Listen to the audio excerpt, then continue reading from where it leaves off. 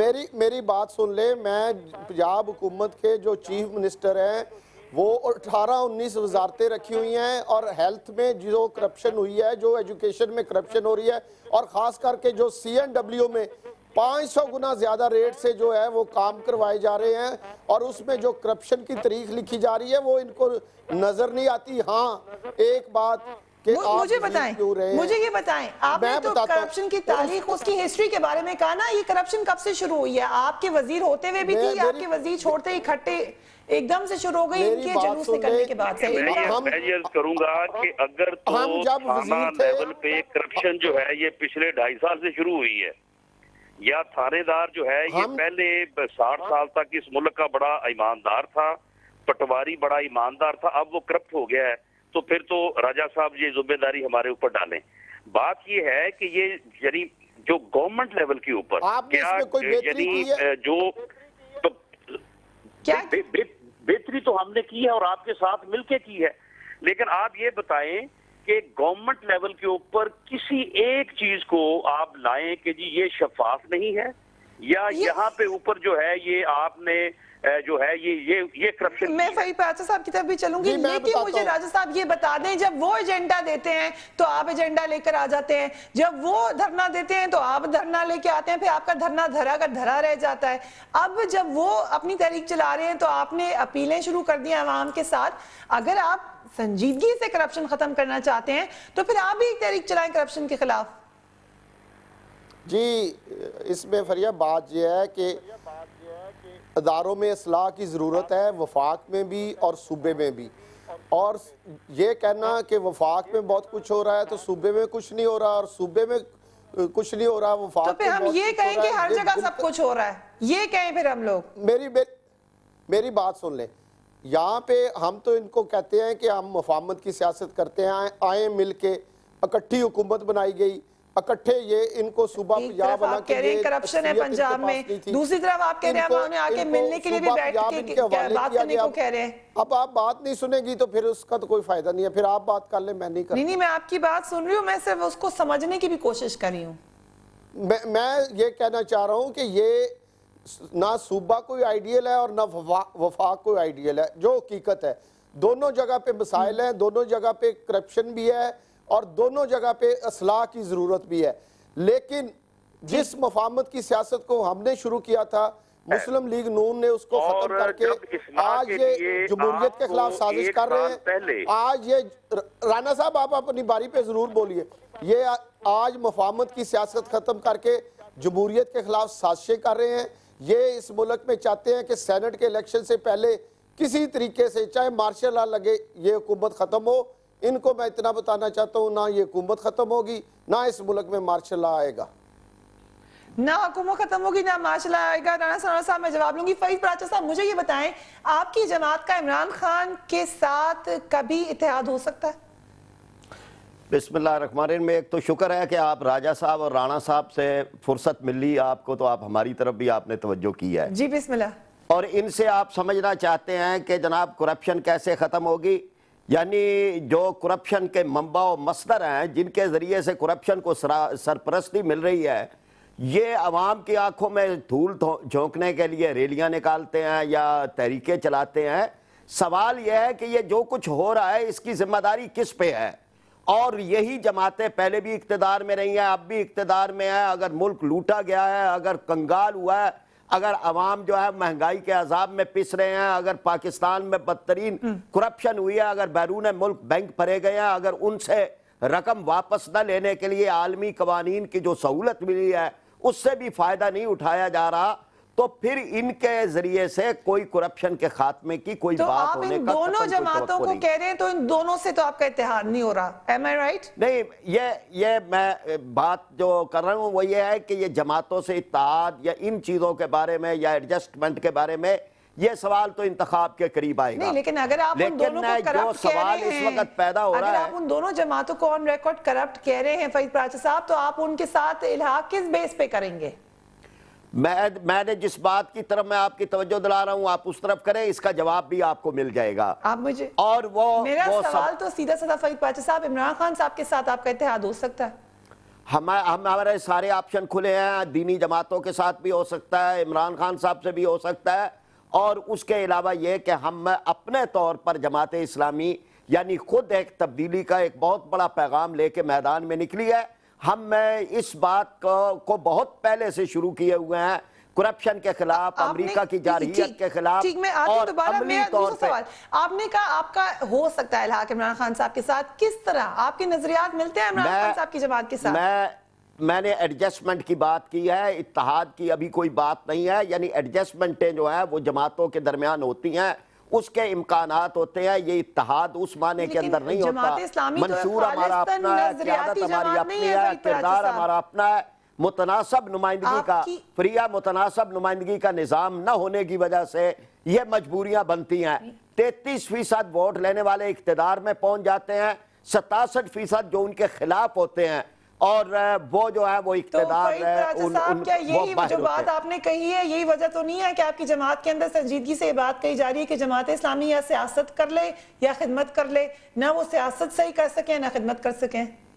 سب سے بہترین سیاست ہم نے کی ہے، یعنی اگر سیاست چور بازاری کا نام ہے، اگر سیاست کرپشن کا نام ہے، اگر سیاست لوٹ مار کا نام ہے تو وہ تو ہم نے نہیں کی، لیکن یہ سیاست کہ ہم نے کراچی کے اندر بہترین گورننس کا مظاہرہ کیا، یہ سیاست کہ ہمارے 150 سے زیادہ لوگ اسمبلیوں میں رہے اور کسی ایک پر 1 روپے کی بھی کرپشن کا الزام نہیں ہے، یہ سیاست کے کوئی پلاٹوں کی فہرست میں قرضے لینے والوں کی فہرست میں این آر او میں ہمارا نام نہیں ہے، یہ سیاست ایک مقصدی سیاست۔ میں وقفے کے بعد آ کے آپ کے پاس ہی آؤں گی۔ ایڈمرل صاحب، آج آپ کی جماعت میں ایک نئی شخصیت شامل ہوئے، مگر مجھے بتائیے گا تھوڑا سا بیک گراؤنڈ، مسعود شریف صاحب کو کس حوالے سے، کس سیاسی خدمات کے حوالے سے میں جانوں؟ دیکھیے، یہ مسعود شریف صاحب ہیں اور بھی لوگ آ رہے ہیں، یہ میرا خیال ہم آفتہ ایئر ہو گئے۔ دیکھیے یہ جو ہے پاکستان تحریک انصاف کا جو کرائیٹیریا ہے، اس کرائیٹیریا کو ہم نے نہیں سیٹ کیا ہے بلکہ پاکستان کے عوام اور جوانوں نے سیٹ کر دیا ہے، کیونکہ ماشاءاللہ جتنے جماعتیں اس ملک میں جو حکومت کر چکی ہیں ان کو دیکھتے ہوئے میڈیا نے جو اویئرنس پھیلائی ہے، اب انہوں نے کہا ہے کہ ہمیں کرپشن سے پاک اور پاکستان کا قائد اعظم کا پاکستان دینے والے جو لوگ ہیں وہ چاہیے۔ تو میں مسعود شریف صاحب کو میں اس بیک گراؤنڈ میں دیکھوں گا کہ اگر یہ اس میں ایمان رکھتے ہیں تو وہ کوئی بھی بندہ جو ہمارے قائد اعظم کا پاکستان اور کرپشن سے اپنے بڑی اچھی بات آپ نے کی، جو بھی ایمان رکھتا ہے لو جائے، لیکن سیاسی پارٹی ہے، سیاست دان بھی شامل ہوں گے نا۔ سیاسی خدمات کیا ہیں؟ آپ ہی آئی بی کے فارمر چیف ہیں مسعود شریف صاحب، ایک فارمر آئی جی آپ نے لے لیے، کل کو کوئی آئی ایس آئی کا بندہ بھی آ جائے گا، پھر آپ کی سیاست دان کب شامل ہونا شروع ہوں گے آپ کے ساتھ؟ دیکھیے، آپ اسی جان کیری سے جو لیفٹیننٹ کمانڈر ہے نیوی کا، آپ کی تمام پریزیڈنٹ سے لے کے اور چیف آف آرمی سٹاف اس کے آگے پیچھے پھرتے ہیں، وہ ایک لیفٹیننٹ کمانڈر ریٹائرڈ ہے نیوی کا۔ تو آپ مجھے یہ بتائیے کہ میری شخصیت جو ہے وہ صرف نیوی سے یا کسی کی آئی ایس آئی سے یا پولیس سے نہیں وابستہ، میں پہلے انسان ہوں، پھر میں مسلمان ہوں، پھر پاکستانی ہوں، پھر میں کچھ اور ہوں۔ تو میرے رائٹس کیسے آپ لے سکتے ہیں؟ کون میرے رائٹس لے سکتا ہے کہ میں پاکستانی شہری نہیں ہوں؟ میں وقفہ لیتی ہوں، اس کے بعد یہی سے بحث کو آگے لے کے جائیں گے کہ کون سے نئے اتحاد بننے جا رہے ہیں۔ مگر جب کرپشن کی بات ہو رہی ہے تو پاکستان کے دیگر اداروں کی طرح ایک بدقسمت ترین ادارہ پاکستان سٹیل مل، جو بد انتظامی اور کرپشن کا شدید شکار رہا ہے۔ سٹیل ملز کی انتظامیہ نے ادارے کے خسارے اور بد انتظامی کی وجوہات جاننے کے لیے ایک پرائیویٹ فرم کی خدمات حاصل کی۔ اب اس فرم نے 4 ماہ کی تحقیق کے بعد 1400 صفحات پر مشتمل ایک رپورٹ جاری کی، جس پر 3.25 کروڑ روپے خرچ ہوئے ناظرین، مگر اس رپورٹ کو سٹیل ملز کی ریویو کمیٹی نے مسترد کر دیا ہے۔ یہ خبر ہے کیونکہ اس رپورٹ میں بتایا گیا ہے کہ 2008 اور 2009 میں پاکستان سٹیل ملز کو ہونے والے نقصان کے ذمہ دار ادارے کے ہی افسران ہیں۔ ان افسران کی نااہلی، کرپشن اور عقل پروری کی وجہ سے ایک سال میں سٹیل ملز کو 21 ارب 83 کروڑ اور 70 लाख का नुकसान पहुंचा। इसमें से 10 अरब रुपए करप्शन की नजर हो गए, जबकि 11 अरब बद इंतजामी और नाअहली की वजह से जाया हो गए। इस रिपोर्ट में चूंकि इस नुकसान की सारी जिम्मेदारी स्टील मिल्स की इंतजामिया पर आयद की गई थी, इसीलिए स्टील मिल्स की इंतजामिया ने बजाय एक गैर जानिबदार कमेटी के अपने ही अफसरान पर मुश्तमिल एक रिव्यू कमेटी बनाई, जिन्होंने इस रिपोर्ट को क्या किया, मुस्तरद कर डाला। ना उसके ऊपर कोई एक्शन हुआ, ना उसको देखा गया, और इसको सिर्फ मुस्तरद कर दिया गया। सवाल यह है नाजरीन कि इस रिपोर्ट की तैयारी पर स्टील मिल्स के खर्च होने वाले 3.25 करोड़ रुपए का जिम्मेदार कौन है। एक और मुझे यूनाइटेड नेशंस की रिपोर्ट थी, वो भी याद आ गई इस बात से, मगर वक्फा लेते हैं, उसके बाद बात होगी। Keep watching news beat.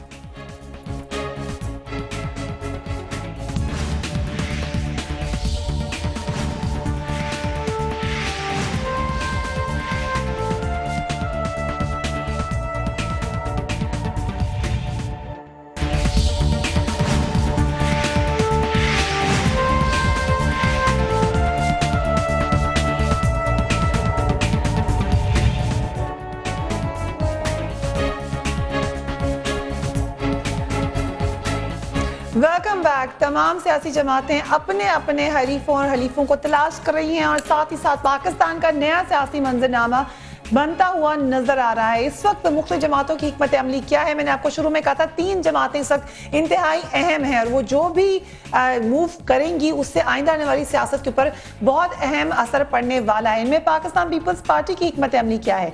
Pakistan peoples party Punjab में मुस्लिम लीग नून के खिलाफ जारहाना लबो लहजा अपना लेगी, जलसों में मरकजी क़यादत में शरीक होगी, पंजाब हुकूमत की करप्शन को बेनकाब किया जाएगा, MQM ANP और मुस्लिम ख़ाफ के साथ इत्तेहाद बदस्तूर जारी रखा जाएगा, क़ब्ल अज़ वक्त इंतखाबात का मुतालबा नहीं माना जाएगा, आइंदा इंतखाबात में इत्तेहादी जमातों के साथ सीट एडजस्टमेंट की जाएगी, बागी अरकान को आइंदा इलेक्शन में टिकट नहीं दिया जाएगा, सेनेट इलेक्शन का इनेकाद यकीनी बनाया जाएगा। बागी जो अरकान है उनमें बहुत सारे नाम आपके ज़हनों में आ गए होंगे। मुस्लिम लीग नून की हिकमत अमली क्या है। मुस्लिम लीग नून मौजूदा हुकूमत के खिलाफ तहरीक को मजीद तेज कर देगी, हुकूमत के खिलाफ रैलीज में मरकजी क़यादत शरीक होगी।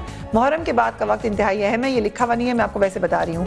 हुकूमत के खिलाफ तहरीक में कौम परस्त जमातों को भी शामिल किया जाएगा, पार्टी में तंसीम साजी को जल्द अज जल्द मुकम्मल किया जाएगा, असेंबली से फौरी इस्तीफे का इम्कान फिलहाल नहीं है, नाराज पार्टी अरकान को मनाया जाएगा, दीगर जमातों के बागी अरकान को साथ मिलाया जाएगा, पीपल्स पार्टी और वफाकी हुकूमत के खिलाफ जारहाना अंदाज इख्तियार किया जाएगा, हालात के मुताबिक हिकमत अमली में रद्दो बदल किया जाएगा, क़ब्ल अज़ वक्त इलेक्शन का मुतालबा भी हिकमत अमली का हिस्सा है। दिसंबर और जनवरी के माह हुकूमत के खिलाफ तहरीक के लिए अहम है, सेनेट इलेक्शन के इनेकाद को रोका जाए।